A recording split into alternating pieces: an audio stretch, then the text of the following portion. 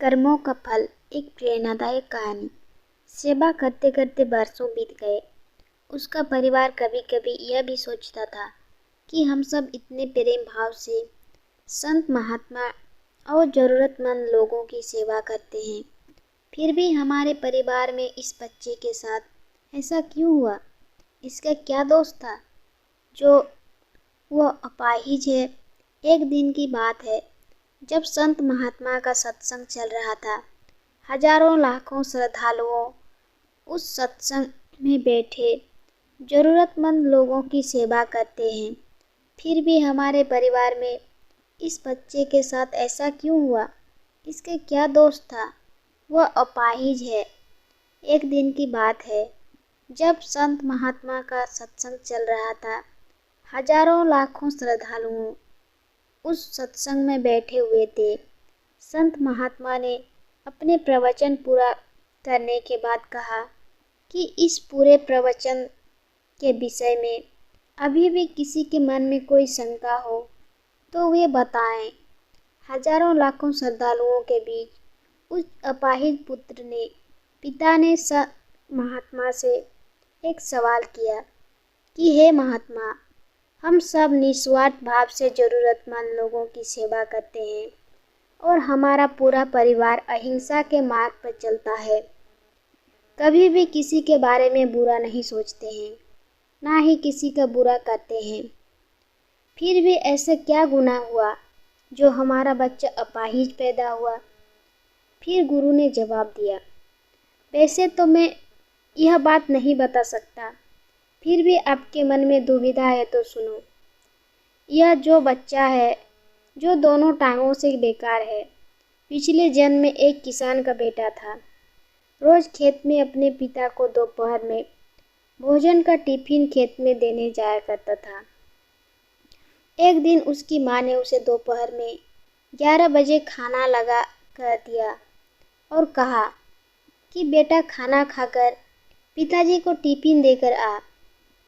इसकी माँ ने खाना परोसकर थाली में रखा कि इतने में उसके किसी दोस्त ने आवाज़ लगाई, तो यह खाना वहीं छोड़कर अपने दोस्त से बात करने बाहर चला गया। इतने में ही एक कुत्ता घर में घुस आया और उसने थाली में मुंह डाला और रोटी खाने लगा।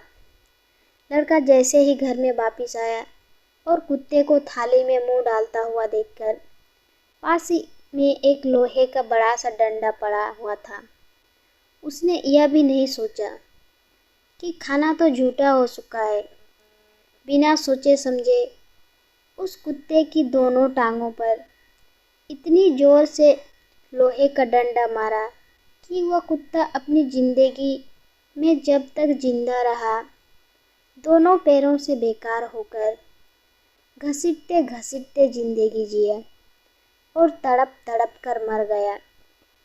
यह उसी कुत्ते की बद्दुआ का फल है जो इस जन्म में यह दोनों टांगों से अपाहिज पैदा हुआ है। संत महात्मा ने कहा, पुत्र, इस संसार में इंसान को अपने अपने कर्मों का फल भुगतना ही पड़ता है। इस जन्म में अगर किसी की टांग तोड़ी है तो स्वाभाविक है कि अगले जन्म में उसकी टांग टूटनी ही है।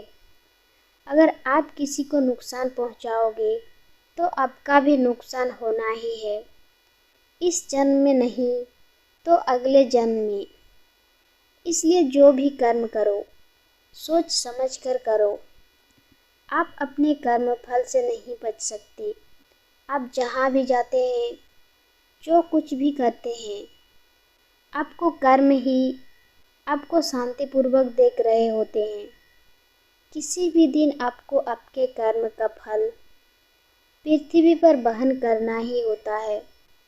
इसलिए हर समय उचित कर्म करना अनिवार्य है।